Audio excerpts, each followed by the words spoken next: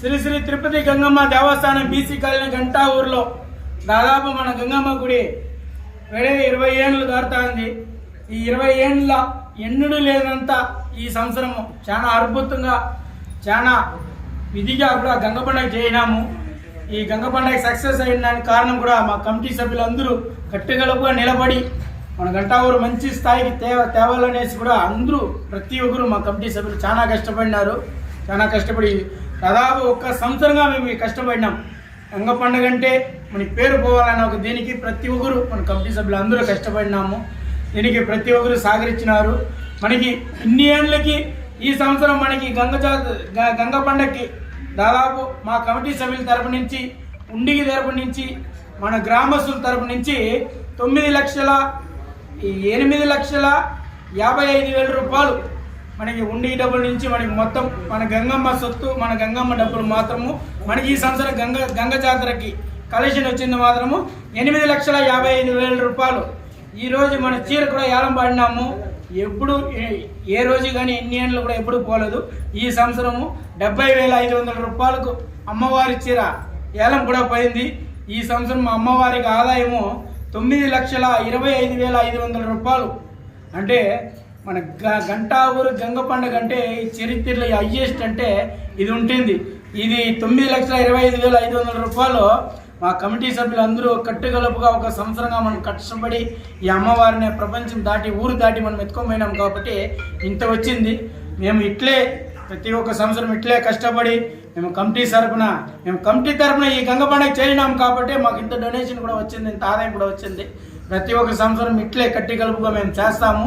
దీనికంతా 2 రేపు సంవత్సరం కూడా డొనేషన్ చేసే గంగమ్మ తల్లికి ఇంత ఆదాయం వచ్చిందనేసి కూడా మేము చూపిస్తాము.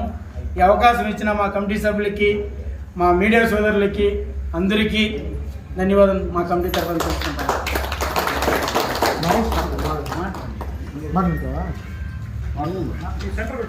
సంవత్సరం గంగ పండుగ జరుగుతుంది. గంగ పండుగ జరిగితే లాస్ట్ జల్దీ ఆడ జరుగుతుందో ఆడ అన్నదానం చేస్తాము.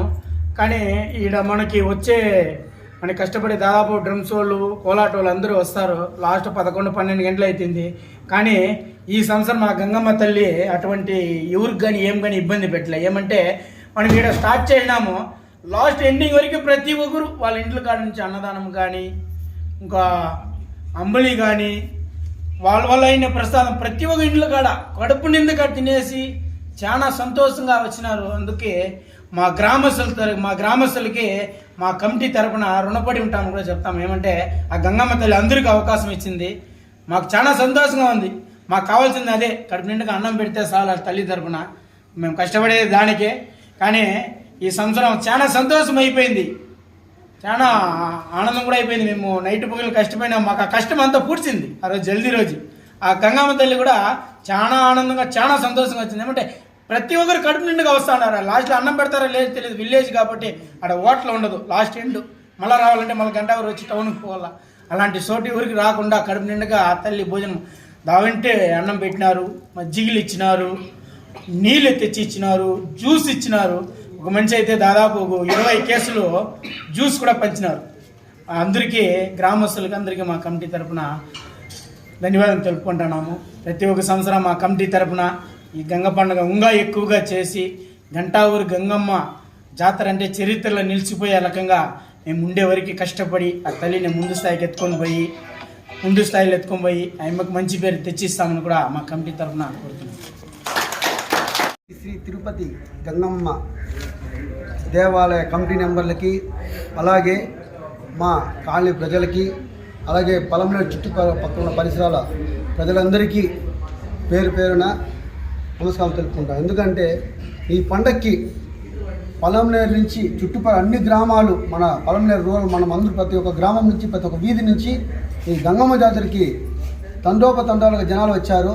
అందువల్ల ప్రతి ఒక్క ప్రజలకు కృతజ్ఞతలు తెలుపుకుంటున్నాము. ఈ పండగ పోయిన సంవత్సరం ఈ సంవత్సరం 2 అడుగులు ముందుకు వేసింది. వచ్చేసారి మా కమిటీ తరఫున, అలాగే ముఖ్యంగా మా ఆలయ కమిటీ చైర్మన్ చాలా మేము ఎంత సహాయం చేసినామో దానికి డబ్బులు ఆయన కృషి చేసి ఈ పండుగని చాలా విజయవంతం చేసినారు. అందులో మా కమిటీ తరఫున మా డాక్టర్ ఆర్ మురళి గారికి, ఆలయ కమిటీ చైర్మన్కి మా కమిటీ తరఫున ధన్యవాదాలు తెలుపుకుంటున్నాము.